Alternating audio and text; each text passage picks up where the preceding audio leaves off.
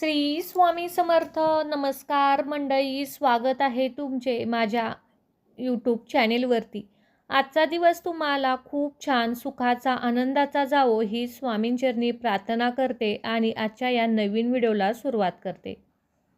तर येत्या 25 जुलैला म्हणजे शनिवारी आहे आषाढी एकादशी. आषाढी एकादशी जिला देवशयनी एकादशी किंवा पंढरपुरी एकादशी असेही म्हणतात. हिंदू धर्मात अत्यंत महत्त्वाची तिथी मानली जाते. ही एकादशी आषाढ महिन्यात शुक्ल पक्षातील 11व्या दिवशी येते आणि या दिवसापासून चातुर्मासाची सुरुवात होते. यामुळे या एकादशीला विशेष महत्त्व दिले जाते. देवशयनी याचाच अर्थ असा की जेव्हा भगवान विष्णू शयन अवस्थेत प्रवेश करतात, जे गाढ निद्रा किंवा ध्यान अवस्थेत असतात, या दिवशी भगवान विष्णू क्षीरसागरात म्हणजे दुधाच्या महासागरामध्ये शेष सर्पावर गाढ निद्रा अवस्थेत प्रवेश करतात. तेव्हा त्यांचे आध्यात्मिक महत्त्व खूप मोठे होते. हा दिव्य विश्रांतीचा काळ 4 महिन्याचा असतो, जो कार्तिक पौर्णिमेला म्हणजेच प्रबोधिनी एकादशीला समाप्त होतो. यालाच कार्तिकी एकादशी किंवा देव उठणी एकादशी म्हणून देखील ओळखले जाते. आणि आपल्या महाराष्ट्रात आषाढी एकादशीला विशेष महत्त्व आहे. कारण म्हणजे या दिवशी पंढरपूर येथे विठ्ठल रुक्माईच्या दर्शनासाठी लाखो वारकरी दिंडी घेऊन जातात आणि वारी भक्तिभावाने समर्पण आणि ऐक्याचे प्रतीक आहे. आषाढी एकादशीचे व्रत हे सर्वश्रेष्ठ मानले जाते. कुटुंबातील अगदी लहानापासून मोठ्यांपर्यंत सर्वजण हे व्रत व उपवास करतात. आषाढी एकादशीचे व्रत केल्याने वर्षातील सर्व एकादशीचे पुण्य प्राप्त होते, पापांचा नाश होतो आणि मोक्षप्राप्तीसाठी मार्ग खुले होतात, अशी धार्मिक मान्यता आहे. स्वतः भगवान विष्णू राजा बलीला सांगितले होते की या व्रतामुळे भक्तांना आध्यात्मिक उन्नती व सुख समृद्धी प्राप्त होईल. म्हणूनच आषाढी एकादशीच्या दिवशी वातावरण सकारात्मक लहरी या खूप जास्त प्रमाणात सक्रिय असतात. म्हणून या दिवशी व्रतासोबत भगवान विष्णूच्या पूजेत खास तसेच प्रभावी उपाय देखील केले जातात. आजच्या या व्हिडिओमध्ये आपण अतिशय प्रभावी असा उपाय सांगणार आहोत. शनिवारी आषाढी एकादशीचा उपवास तुम्ही केला नाही तरी पण चालेल, पण गाईला ही एक वस्तू आवर्जून खायला घाला. कारण सर्व अडचणीतून मार्ग काढण्यासाठी एका रात्री सोन्यासारखे दिवस तुम्हाला येतील. 7 पिढ्यांचे दारिद्र्य नष्ट होईल. ही कितीही कठीण इच्छा असली ती सुद्धा पूर्ण होईल. रखडलेली कामे मार्गी लागतील. अडकलेल्या वस्तू, कर्ज, पाणी सर्व काही फिटेल. तुम्हाला फक्त या दिवशी गाईला ही एक वस्तू खायला घालायची आहे. जर तुम्ही माझ्या चॅनेलवर नवीन असाल तर चॅनेलला सबस्क्राईब करा आणि बेल आयकॉन प्रेस करा, म्हणजे जेव्हा कधी मी नवीन व्हिडिओ अपलोड करेल तेव्हा त्याचे नोटिफिकेशन सर्वात अगोदर तुम्हाला भेटेल आणि तुम्ही एकही व्हिडिओ मिस करणार नाहीत. तुम्हाला जो उपाय सांगणार आहे तो उपाय आपण आषाढी एकादशीच्या दिवशी करायचा आहे. अगदी सकाळपासून संध्याकाळपर्यंत जेव्हा तुम्हाला शक्य होईल तेव्हा फक्त ही एक वस्तू तुम्हाला गाईला खाऊ घालायची आहे. जो व्यक्ती मनभावे या दिवशी गाईची सेवा करतो, गाईला ही वस्तू घालतो, त्याची गोमाता संतुष्ट होते आणि त्या व्यक्तीचे दुर्भाग्य असले तरीही त्याला सद्भाग्य येते. या सेवेने देवी लक्ष्मी आणि भगवान श्रीहरी विष्णू हे आपल्यावर प्रसन्न होतात. आषाढी एकादशीच्या दिवशी गोमातेला अनन्यसाधारण असे महत्त्व आहे किंवा गोसेवेलाही. कारण आपल्या शास्त्रात असे म्हटले आहे की ज्याच्या घरी गाय त्याच्या घरी विठ्ठलाचा पाय. आणि आषाढी एकादशीच्या दिवशी आपल्याला विठ्ठलाला समर्पित अशी ही गोष्ट आहे. भगवान श्रीहरी विष्णू हे विठ्ठलाचे एक अवतार आहे आणि म्हणूनच या दिवशी ही सेवा प्रत्येकाने आपल्या घरी आवर्जून केली पाहिजे.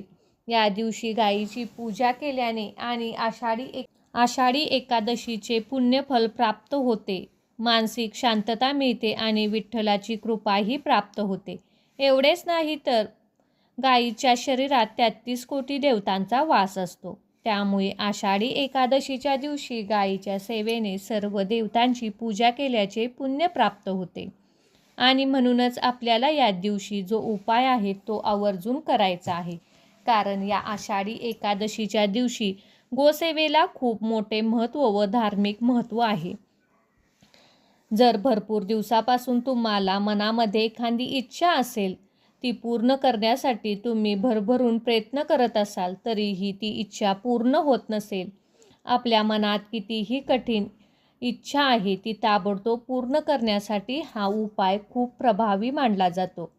तुमची इच्छा नोकरीबद्दलची असो, धनप्राप्तीबद्दल असो, मुलांच्या प्रगतीबद्दल असो, मुलांच्या अभ्यासाबद्दल असो, किंवा घर खरेदीसाठी असो, किंवा कर्जमुक्ती होण्यासाठी असो, किंवा मानसिक शारीरिक अशी कोणतीही इच्छा असेल तर ती पूर्ण होण्यासाठी हा उपाय आषाढी एकादशीच्या दिवशी आवर्जून करा.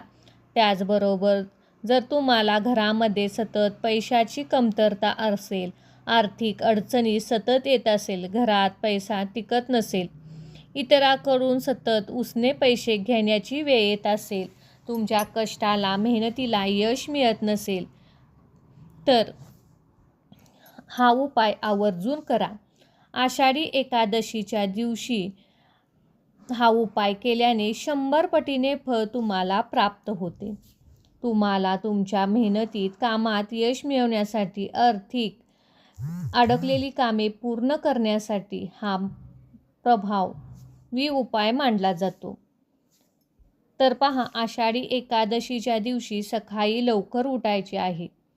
हतरुणावरती बसून दोन्ही हात जोडून भगवंताचे आभार मानायचे आहेत आणि त्यांनी हा पवित्र दिवस आपल्याला दाखवला. त्यानंतर तुम्हाला अंघोळीच्या पाणी काढायचे आहे. अंघोळीच्या पाण्यामध्ये थोडीशी हळद, तुळशीपत्र घालून स्नान करायचे आहे. त्यानंतर स्वच्छ कपडे परिधान करून देवघरातील देवांची विधिवत पूजा करून घ्यायची आहे. विष्णूची मूर्ती असेल किंवा विठ्ठलाची मूर्ती असेल, बाळकृष्णाची मूर्ती असेल तर तुम्हाला त्या मूर्तीवरती अभिषेक करायचा आहे. फोटो असल्यास फोटो पुसून त्यावरती पिवळ्या रंगाचा फुलांचा हार घालून नैवेद्य अर्पण करायचा आहे. नैवेद्य अर्पण करताना त्यावर तुळशीपत्र अर्पण करायला विसरू नका. देवघरात धूप, दीप, अगरबत्ती लावून घरातील वातावरण प्रसन्न करायचे आहे. त्यानंतर तुम्ही दिवसभरामध्ये हा उपाय कधीही करू शकता. हा उपाय करायचा आहे तर त्यामध्ये थोडेसे वाटीत थोडेसे कुंकू घ्या आणि या कुंकवाचा गंध तयार करा. थोडेसे पाणी टाकून गंध तयार करू शकता. त्यानंतर तुम्हाला मुख्य प्रवेशद्वारावरती कुंकवाचा गंध व स्वास्तिक काढायचे आहे आणि स्वास्तिकाला हळदी, कुंकू, अक्षदा अर्पण करायचे आहे. धूप, दीप, अगरबत्तीने ओवाळून घ्यायचा आहे आणि त्यानंतर तुम्हाला 2 ताम्हण घ्यायचे आहे. त्यामधील 1-2 ताम्हण नसतील तर एक स्टीलचं ताट जरी घेतले तरी चालेल.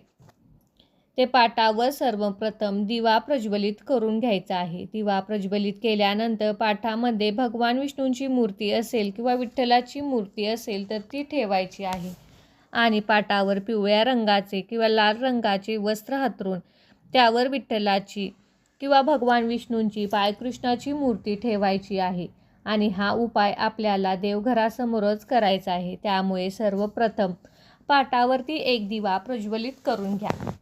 त्यानंतर आपल्याला जी 2 ताम्हणे घेतली आहेत ती 2 ताम्हणे तुम्हाला कुंकवाने किंवा एका स्वास्तिक काढायचे आहे. पहिल्या ताटात स्वास्तिक भगवान विष्णूसाठी आणि दुसऱ्या ताटातील स्वास्तिक हे माता लक्ष्मीसाठी असे तुम्हाला 2 ताटामध्ये 2 स्वास्तिक काढायची आहेत.